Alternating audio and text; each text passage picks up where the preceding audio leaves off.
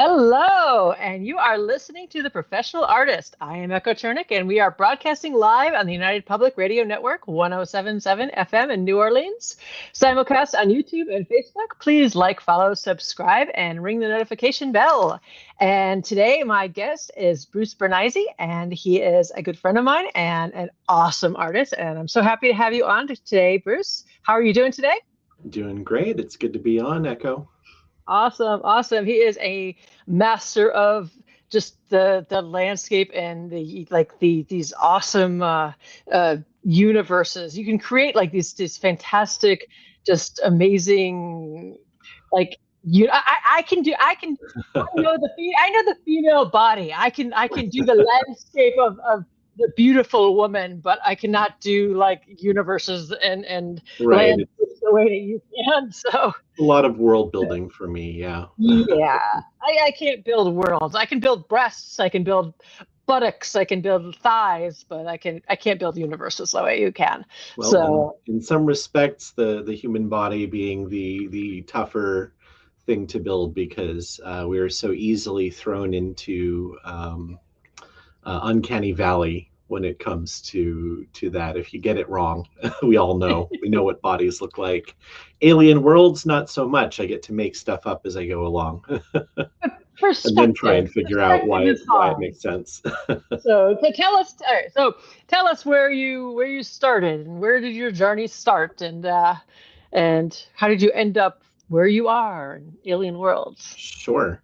Well, as a kid, I really enjoyed map making a lot. That was kind of my go-to activity when I was in school, and I had some boring math sheets to fill out. Then I would turn them over and draw fantasy or sci-fi maps on the back side. And when you think about it, landscapes are just a form of map.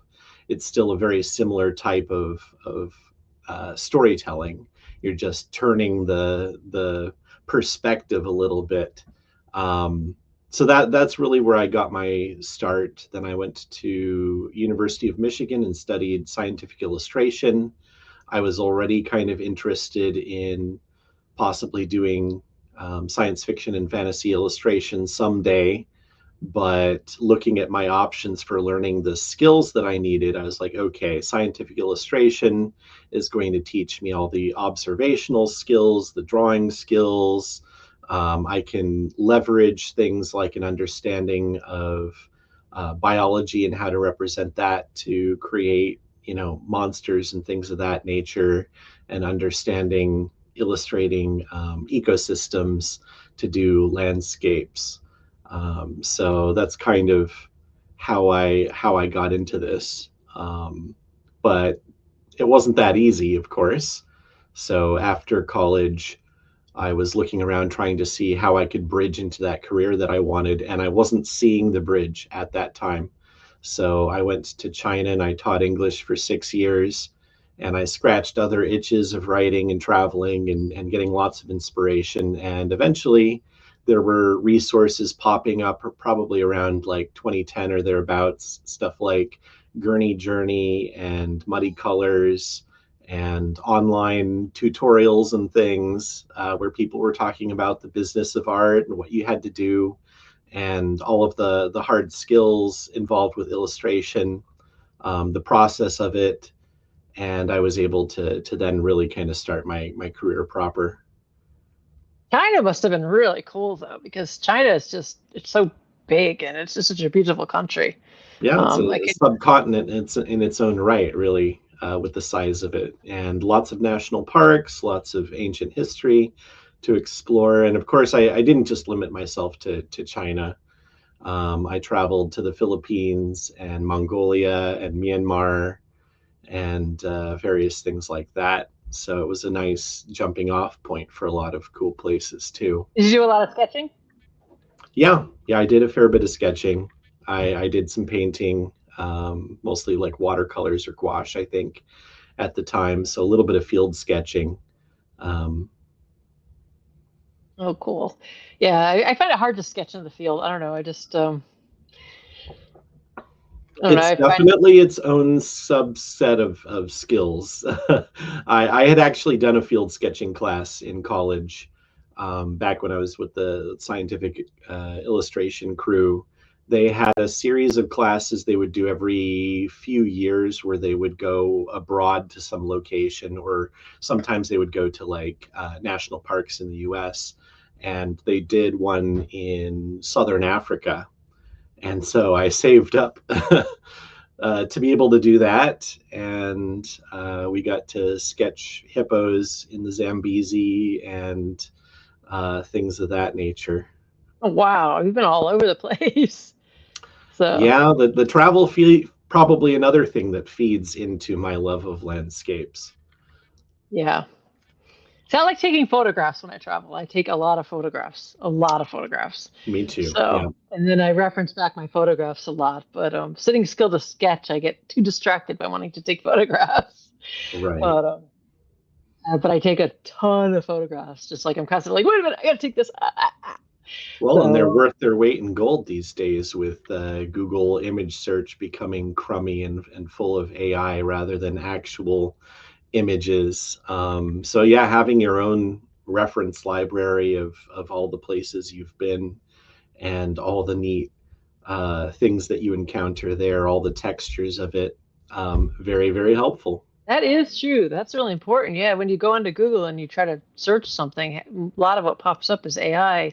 I mean, you supposedly you can shut that off, but there's ways to minimize it. I haven't found much that like completely gets rid of it. I mean, there are ways like you can set it to only search for things that were on the net circa like before 2022, and that gets yeah. rid of a lot of it. Just removing the term AI gets rid of some of it, but not all of it. I take a lot of reference photos. With the cameras nowadays, like your iPhone and stuff, you can take a lot of reference. And I mean, like Kat and I went to a mushroom show. We live in the Pacific Northwest, and we just went to a mushroom show, and it was like a $5 donation to go in, and they just had mushrooms like all over, just tables and tables of just local mushrooms. And we probably spent 2 hours just taking reference photos of mushrooms from all kinds of angles. They were like just in these trays of moss, and so you you could just imagine these fairy landscapes from like all these angles, and they were like logs, and in as an illustrator I was like down low taking these pictures, imagining like what kind of creatures could be living in these, and every one of them could be like an illustration, and so it was just an invaluable reference. Every time I go to a wedding, I'm over there photographing the central bouquets. I'm like, oh, gotta take pictures of all the flowers from. Excuse me, pardon me, as I shoulder in on your meal and take pictures of your bouquets, and because then you got all this flower reference that you're not worried about being AI. I'm taking pictures of walls when we go on a walk. I'm like, oh, sorry, this is a particularly interesting cracked wall that Yeah. has got graffiti on it or whatever, and don't mind the crazy artist. you don't mind the crazy artist. Look, there's a car on fire. I have to take a picture of it. It's just, I have so many just piles of reference that I should probably organize into something. But then, like you said, now it's really useful because I can go back to all that reference, and I know it's not AI because I took it myself. Exactly. So yeah. And you can make a lot of your own textures too if you haven't. I don't know if you make any of your own textures, but you can make a lot of textures if you need to. And I don't know what other. I mean, I know a lot of other artists that do that too. Like if you need a like gritty texture or like aged paper texture and stuff, or I've run over paper with a car and beat it up with chains and stepped on it and lit it on fire and panicked when I couldn't put the fire out and poured coffee on things. It's a great way to get stuff. So that's a good way to get around the AI problem. It's just make it yourself. So exactly. Sorry, I'm deviating from you into how to make stuff. So there's a lot of MacGyvering that goes into art. Yeah. So, but back to you. So anyway, but go on. So continue with your travels. Well, I mean, I've been to 39 countries. I think I went through and counted them all to be sure. Most recently, I took the family to northeastern Australia, so we got to see the Great Barrier Reef, and we got to see the the wet tropic rainforests up along there. And last year I went to the United Arab Emirates for a show, and I Ooh. did a side trip to Oman while I was out there. So that was really fun. That's kind of a country and a region you don't hear about as much, or at least Oman certainly is kind of off the tourist trail to a large degree. Yeah. So getting lots of inspiration for future desert landscapes and canyons and things of that nature. Cool. So yeah, you did some stuff for Magic. So is some of these some Magic shows or? No, that one was a Comic-Con. So they have Okay. something called the Middle East Comic and Film Festival. So that was not necessarily Magic related, although there were a few Magic fans out there who found me, and I guess the local one of the game shops invited me over for a signing session at their shop while I was out there, because they don't often have Magic artists coming through. Yeah. But How are the Middle East Comic Cons? What is that like? I've never ever done a Middle East Comic Con. I don't.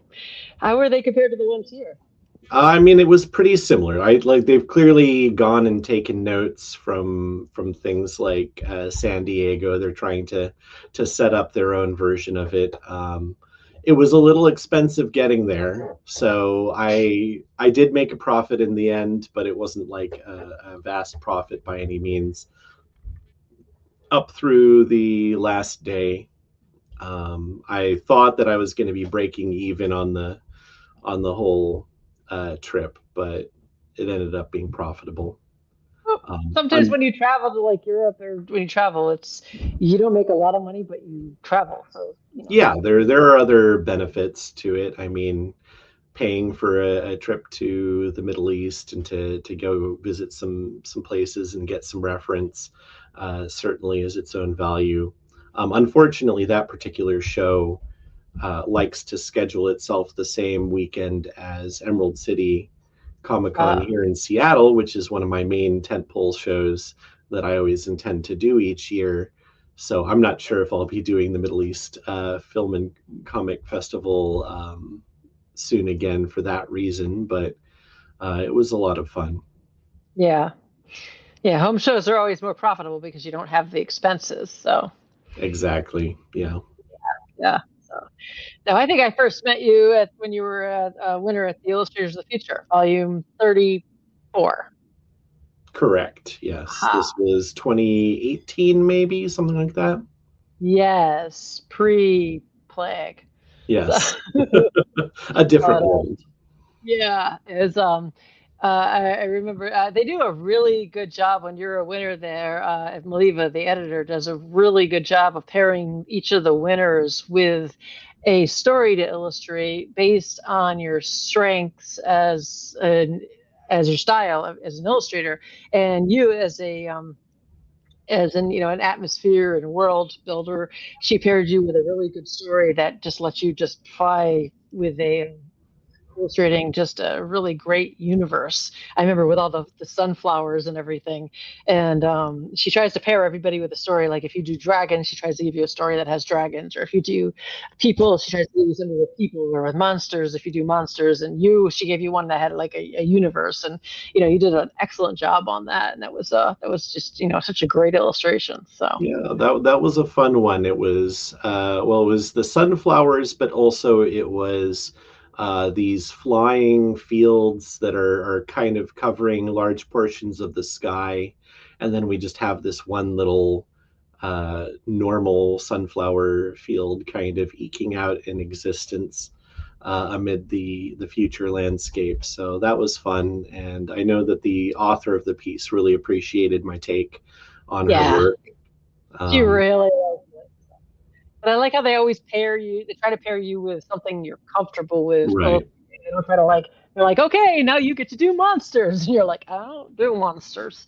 So, because Yeah, no, it definitely helps. It definitely it helps if you're working on something that would be a portfolio piece for you, or could potentially be even a personal piece. Like the more it really matches your own personal passion, the better. oh yeah, because it's really hard when you get a story that you're not. do. It's like if they tried to match me with, here you get to illustrate cars now or Yeah, mechs. I don't do mechs. So I'm like, I don't want to do mechs. Yeah, no. Or here she did this like large epic landscape, Echo, and I'm like, I know, please give that to Bruce. Don't give it to me. I don't want to do it.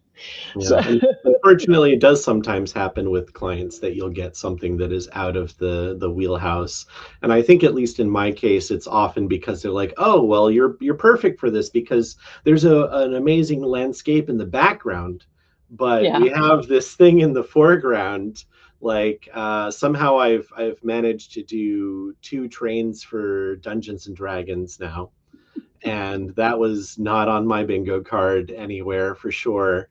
I managed to pull it out of my hat, but boy, like that was kind of a tough one.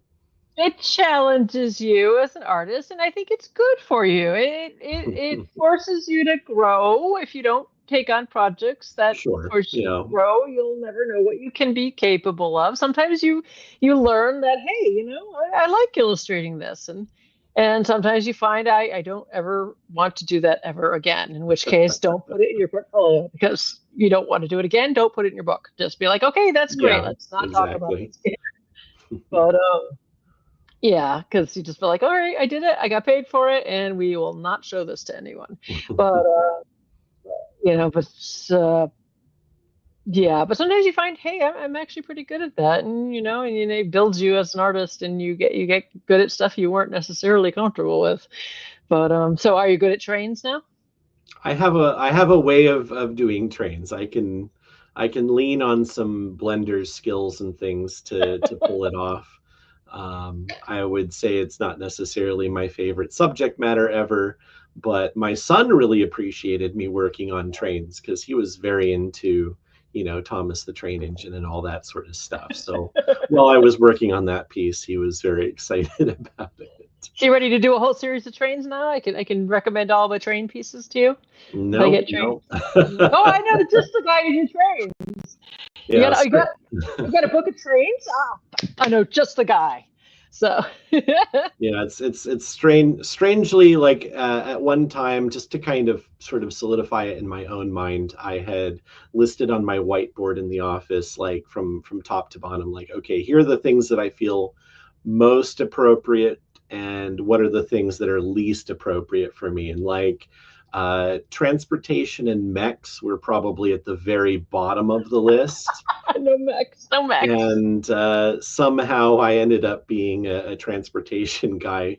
Not just the trains. I think over the course of a couple of years, I did a bunch of ships and boats and stuff for D&D and Magic as well. So I can do it. I can pull it off. I think the ship's a little bit better than the trains, maybe. But it is funny how that kind of. Brent from Catalyst spent about 2 years trying to convince me to do mechs for BattleTech. He's like, please do mechs. Please, Shadowrun work. Can you please do mechs? I'm like, no mechs. No. I will not do mechs. No, I don't want. There's no part of me that wants to do mechs. There are people who love that. Like, let them have it. Let the people that love the mechs do the mechs. I'm like, I'll do the people in the mechs. Yeah. There's no part of me that is excited about drawing mechs. Not excite me at all. He's like, you could do people in the foreground and mechs in the background. I'm like, precisely how they get you. I don't want to do a mech though.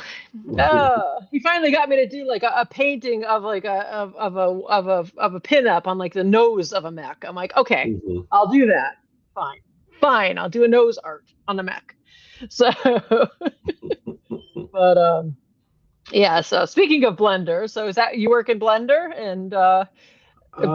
Not a ton. I would say that I've pulled a little bit of proficiency in it just so that I can block out scenes, and that can help me figure out the perspective very efficiently. And then depending on the scene, I might lean on it a little bit more or less, as the case may be. I've hit this point where I'm trying to explore a lot of things that I'm not as comfortable with in terms of the tools that I use. So I'm spending a lot of time trying to learn traditional painting these days, And at the same time, I'm spending a bunch of time trying to do stuff in Blender, and they do kind of come together in the sense that if I can save time by figuring out the perspective and the big forms of the scene in Blender, then that's more time to spend with the traditional painting. Okay. How do you usually work? You mean previously or Yeah, currently? previously. Previously, it would be like 90% Photoshop. Okay. Um, so, maybe with like a tonal sketch in some cases that I'm scanning in at the beginning just to get a little bit of a traditional aspect to the whole thing. But, my experience, even going all the way back to college, I was one of the early adopters with Photoshop painting. And so I've got like 20 years of experience primarily in the digital side of things. Mhm. And so that is typically, the process was almost all Photoshop up Yeah. until recently. Okay. Yeah, that's yeah. I've done a lot of Photoshop.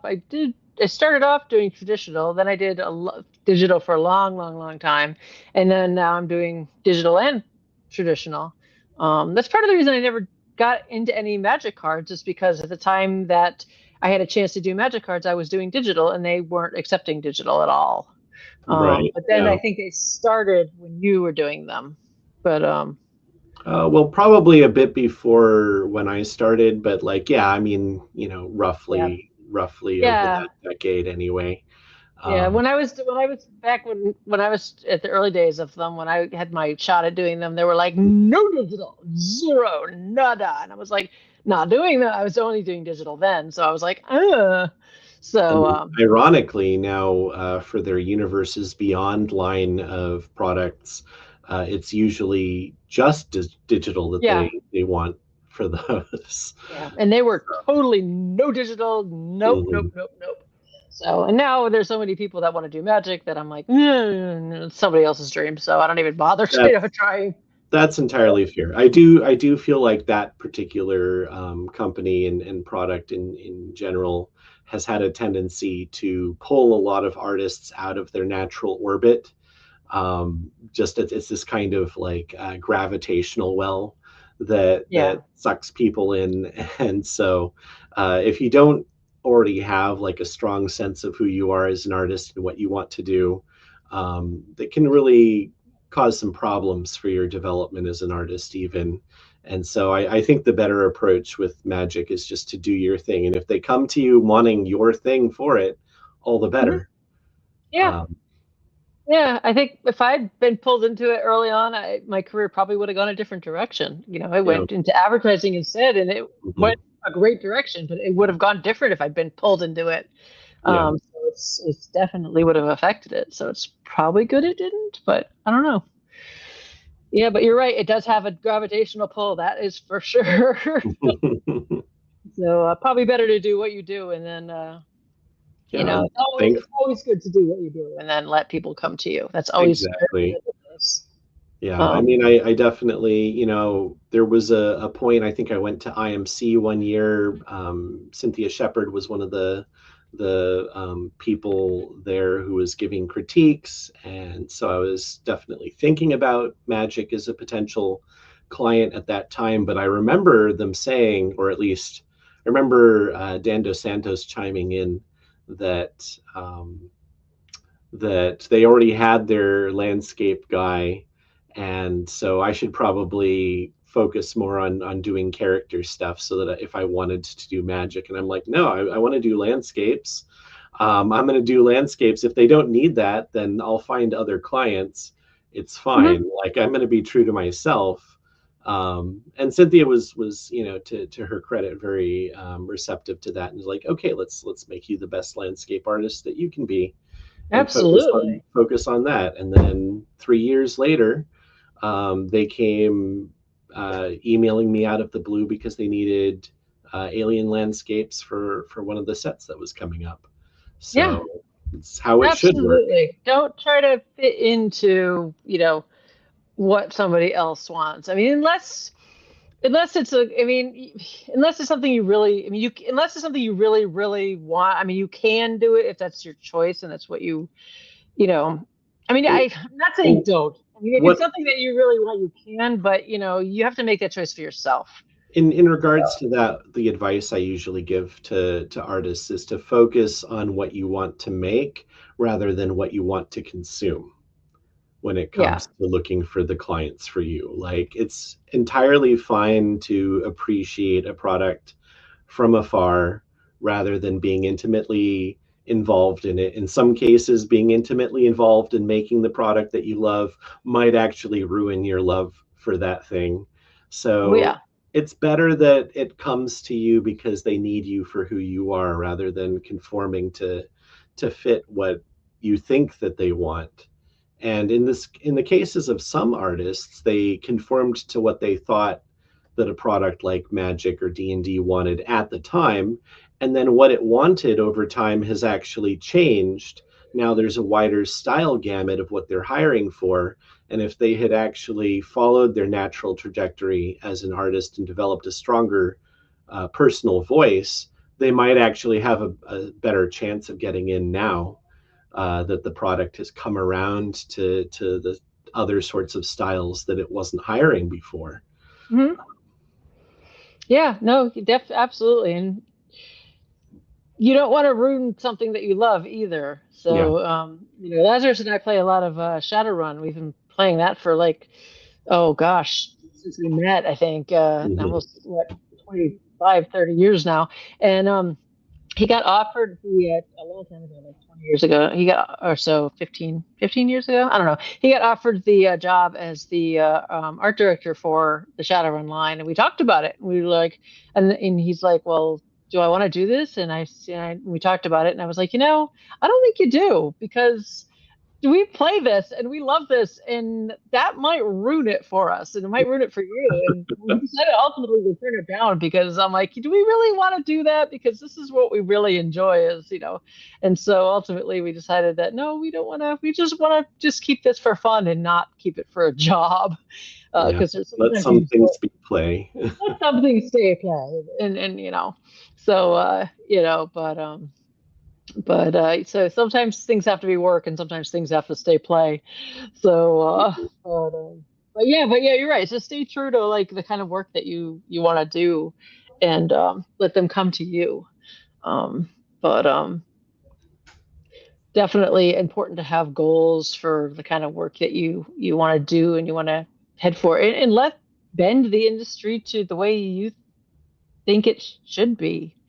I mean, you know, to your vision, the way you, when for my Shadowrun work, I've always had a certain vision for the way I see the Shadowrun universe as gritty and and it's gritty and it's dirty and it's neon and it's a certain way. And I've always illustrated it exactly the way I see it, and I've Mhm. always bent it to Right. be the way that I see it, and I've never deviated from that. Good. And that's the way it is, and that's the way that I illustrate it, and I define that universe, and that's how it is, and so much so that we've actually put like Taco Temple is an actual franchise of taco stores that we've inserted into this universe. We actually bought the URL for Taco Temple. How geeky is this? We were like, oh, as a joke, we bought the URL for tacotemple.com, and within a day, this company sent me an email and offered to pay like $800 to buy tacotemple.com from me. Wow. It took us 4 hours to decide whether or not we wanted to take that up. We're like, yeah, but how geeky are we? Do we want to? Do we want to? Oh, geez, should we? Oh, we should probably. Oh, geez, how dorky are we? Do we? No, we should take the $800 because this is just really stupid. But how much of a geek are we? I mean, we just bought How it. much is your geekiness worth How to much you, is my right? geekiness worth? Oh, geez, but the fact that it took us 4 hours to decide to take the $800, Hmm. but it, but Les has been doing logo designs, for his whole career. So he made this awesome logo for it. It's built in now as part of the Hmm. Shadowrun universe. It's, this You're is what we engaged do. in some world building. Yeah.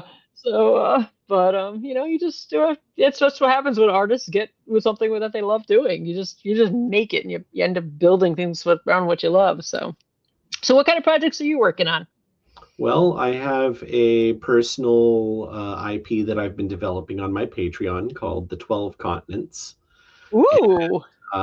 It's a post-apocalyptic type setting. So this is not immediate aftermath of anything bad going down. This is the world after, as things get weirder, because they've necessarily had to change, and they've been changed by all of the pollution and runaway tech of our era, having run amok. And so this is, many centuries later, and a chance to explore a weird world of my own, design and landscape creation, Oh, and just cool. giving myself a very wide playground to play in.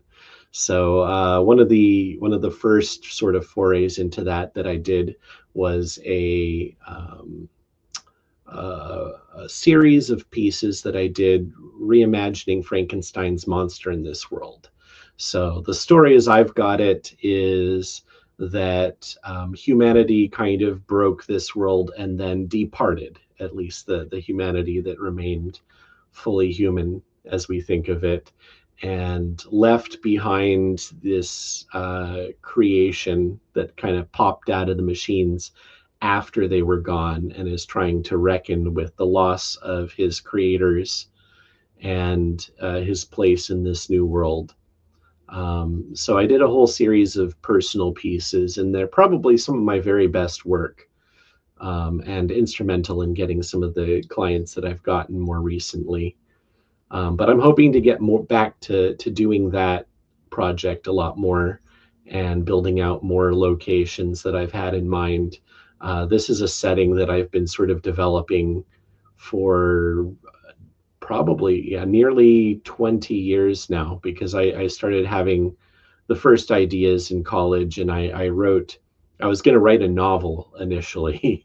I got about 80 pages in at the time, and decided that my novel writing skills weren't quite up to the task, and set it aside while I went off to China and all the rest. But it's strongly influenced by my semester abroad in Turkey, and by my years in China, and other travels as well. What's the Patreon link?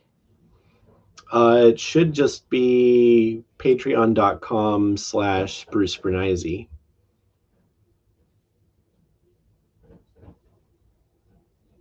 Let's see if I got that right. I'm going to put that up. Is that right? You misspelled my last name. Let me try that again. Bern. And yeah, double Neise. Bernne.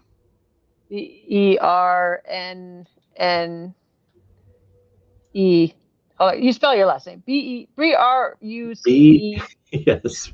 Sorry. Well, you just spell your last name. Brenneise. N-N-E. Every third letter is an E. B-R-E. Yeah. Bernesse. Uh-oh, that doesn't sound right. No. Do it again. One more time. Brenneise.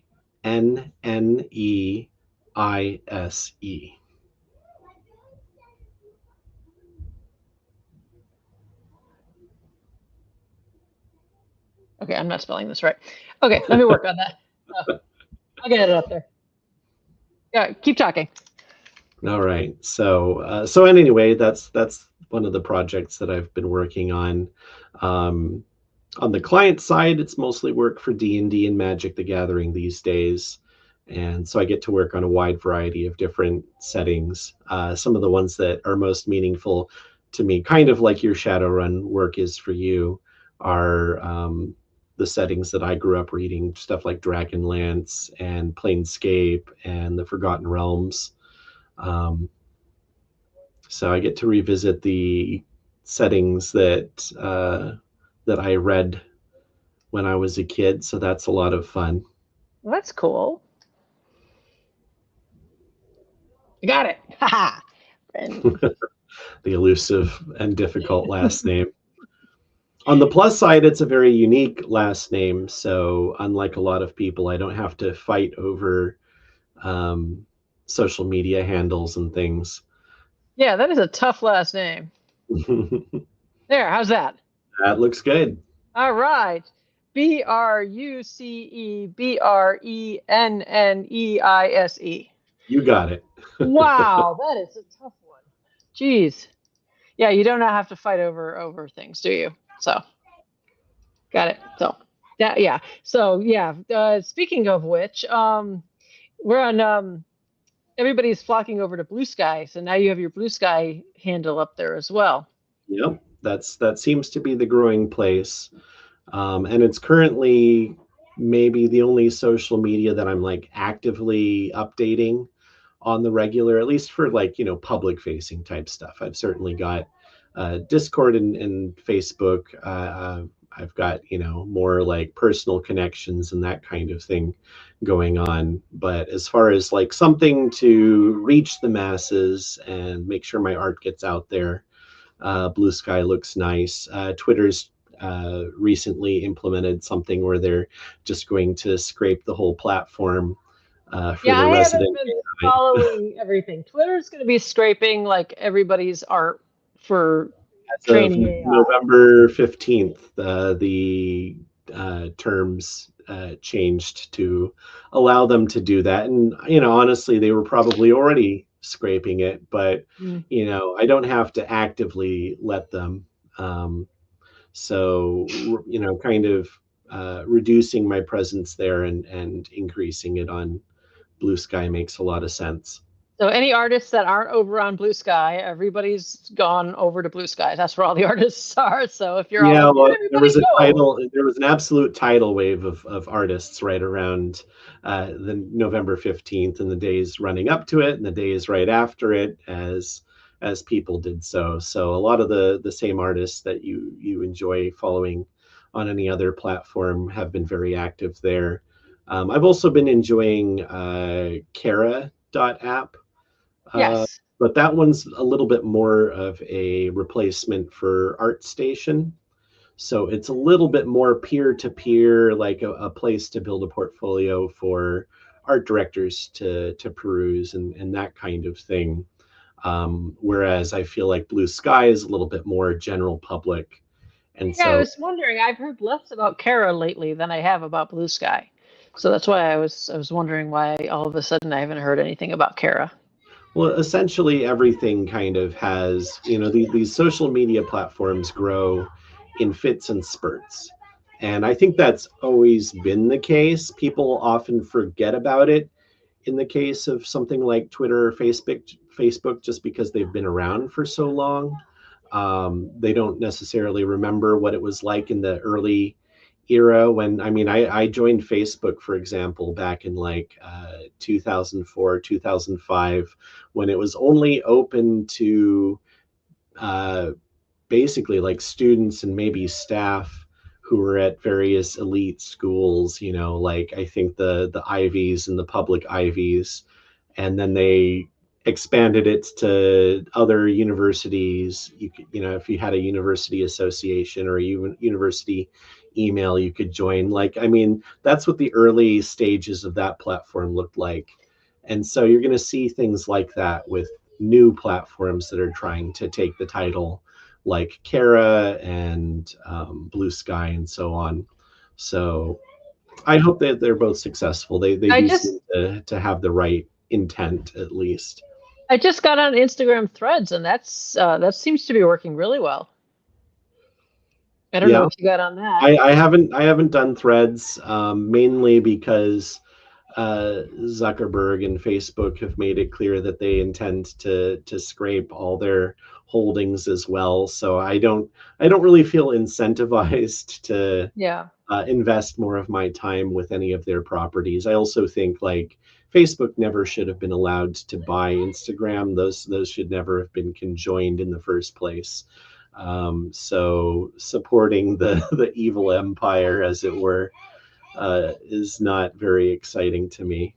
Yeah, I'm still on Facebook because I have, Sure, just that's the place to be with family, and there's some networking to be done there for sure. I do tell people, like younger generations who are just very used to using Twitter and TikTok and things like that.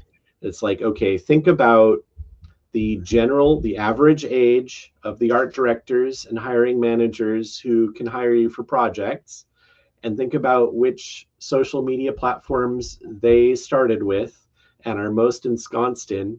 And that's why, if you want those jobs, you might be advised to have a presence on those platforms. yeah, You think about the demographics. On the other hand, if you're looking to mainly be a public facing kind of a brand as an artist, and you're looking to sell a lot of prints and pins and things of that nature, then the younger platforms might be the main place for you. The strategy depends on what you're looking to do. How about LinkedIn? I've never really been very active on LinkedIn. I don't know. LinkedIn is another one that's very good for like professional networking, and again, like the art directors and such. So I Yeah. tell folks that, like, okay, if you want to get in front of the art directors, I mean, I'm LinkedIn on and it, but Facebook are kind of the main ones to be active on. If you're looking for other types of engagement, then other platforms might be better. I'm on Behance, LinkedIn. What else? Facebook, Instagram, Threads. I mean, I'm on all the things pretty much, aside from Threads. I'm on pretty much everything else. Yeah, But there's a difference between like active presence and like, yeah, I'm going to throw a side portfolio onto this platform and then go be active elsewhere. yeah. You can 'Cause just throw it up and be like, there's only so much energy and time in the day. I can I can invest in a few places, not all of them. yeah, yeah. And then what other ones are there just for people that uh Discord's a big one these days. So Discord? again, kind of thinking about who you want to reach. There are Discords specifically for like indie games, and there's Discord specifically for, various fandoms and stuff. So depending on what kind of art you make, that can be a very efficient way of reaching the right people. Reddit, another one that one can be a little tough because a lot of the subs are run by people who are not that excited to have artists promoting their work.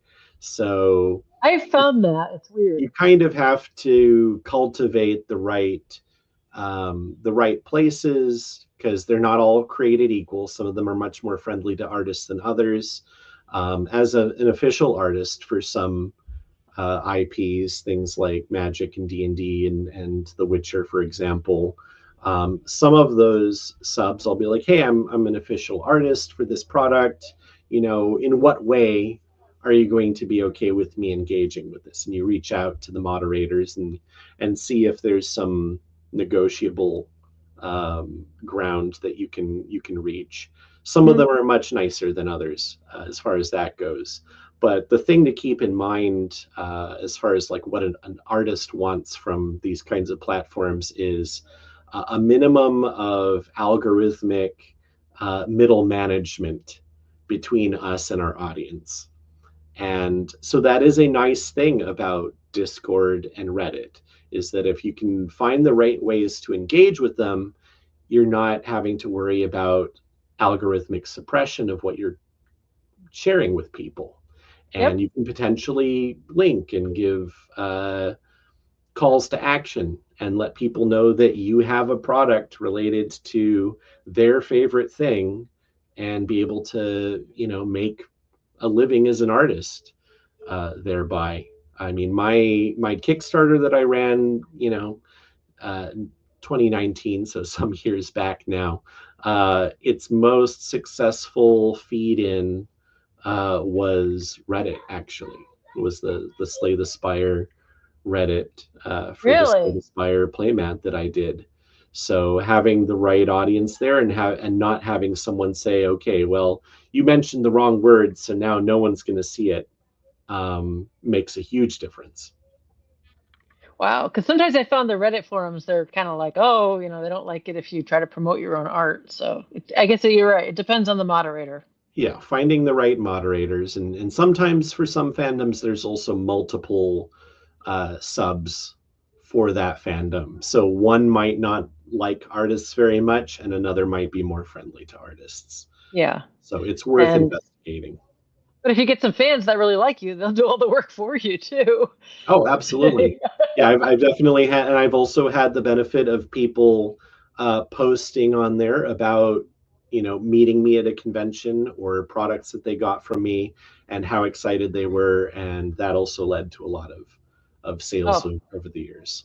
fans can be great. I had one fan say something negative because I thought I was a guy, and they were saying something about my work being like sexual and stuff and like against women or something. And I had all these fans like jump into my defense, being like, that's a woman, and they were just like jumping to my defense, and the person got totally beaten down. I didn't have to say a thing. I was like, I'm okay. I don't need to say anything. So because fans can be really kind of Oh, awesome absolutely. that way. Yeah. So it's like, okay. You've got an army on your side. Like, this is good. So I'm like, oh, thanks, guys. Okay, cool. You guys are great. So yeah. So that sounds like you're pretty busy though. What other shows do you have coming up? Well, I only have one more show left this year. I've got a magic event in Houston, I think it's the first weekend of December. So that's it for my year. But I had 14 conventions, I think, of various conventions and events over the course of the year. So it's been a very busy year. Oh my, all over the world too, right? Well, this year I didn't really go all over the world. Last year I did do an event in Canada, and of course the one in Abu Dhabi. Oh wow. And I would be open. I would be open to doing more overseas events. I've started investigating things in Japan, and I would be interested in some in Europe, potentially. When I was over in Australia, I was thinking about potentially doing something there, but ended up focusing on just having family time since I was there with my family. But in future, I'd be happy to do a show down in Australia as well. Does your family travel with you a lot to the shows? Not a whole lot for the shows. So unlike you, I know that you sometimes travel around with family to some of your shows. My son is only 6, so he's not quite up to booth helper status, but Oh, he's are you kidding he's me? My he's kids were getting there. doing bagging and boarding when they were 4 and 6. I had them bagging and boarding. They consider that baby work. So they were like, you're 4 years old, you can put bags and boards together. That's baby work. So, Well, the yeah. family definitely helps while we're at home at the studio, but not a whole lot of them helping me necessarily at the show itself just yet. Oh no, they helped from the time they were 4 and 6. So they were doing backs and boards and all kinds of things. Nice. And so I had them sitting at the table selling stuff from there, and they were little. And now that Kat's 19 or almost 20, she's still, now she's selling her own art too. So. Right. Yeah, I see her with you at shows a lot these days. Yeah, she's got her own things that she's selling. She's got her own website now and her own brand and her own URL. It's cherna.cat, CHERNI.CAT. Turns out you can get a .cat, which is apparently .Catalonia. So okay. That was kind of cool. That's convenient. Yeah, I know.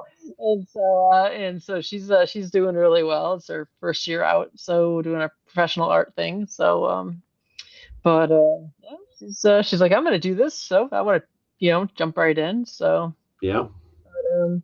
Well, we got a few more minutes if there's anything else you want to talk about. And if anybody needs to hire anyone to paint trains, Bruce is your man. Oh no. Alien landscapes, please. Weird landscapes. With trains. Lovecraftian landscapes. No trains. Or mechs. Or modes of transportation. Yeah, so preferably, and honestly, even like, you're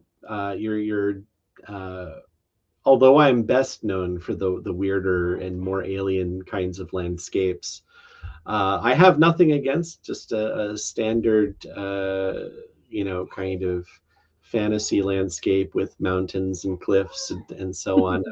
It's the same kind of process of applying. Okay, what are the people like here? Um, what kinds of evidence of prior civilizations would we be seeing? What kind of geology would we be seeing? What kind of biomes are we seeing? And thinking of all the ways to tell a story with the landscape itself, because that's what I really enjoy. Some landscapes are just amazing. One of my favorite pieces was Michael Whelan's piece with those big sculptures on the beach. Remember that one with Oh the yes, big yes, winged the kind of sculptures, bird sort of like beak, bird like they've sculptures? got kind of like beaks on them, kind of Yeah, going down the beach. Yeah, going down the beach. Michael Whelan and Keith Parkinson were probably my two largest influences growing up. I came across their art books in the Barnes and Noble, Yep. and I just lost myself in those and thought, wow, it would be amazing to do what they do. Oh And yeah. now I do. So Now you it's great. do. So that one with the bird people on the beach, though, Mhm. that's one of my favorite pieces of all time. So that your pieces remind me of those. They're just so fantastic. So love those pieces. There's a reason there's a through line. He's a major inspiration. Yeah. So, well, Bruce's pieces are on Blue Sky at brucedraws.bsky.social and Patreon at patreon.com, BRUCEBRENNEISE. Haha, You got did it. it. Thank I did you. it. I win. All right. So you have been listening to The Professional Artist. I'm Echo Church, and thank you for listening this week. I will talk to you guys next week. Thank you again for joining me, Bruce, and My pleasure. talk to you again soon. Everybody, keep on making some awesome art, and I will see you next week. Bye. Thanks again, Bruce. Bye. Bye, everyone.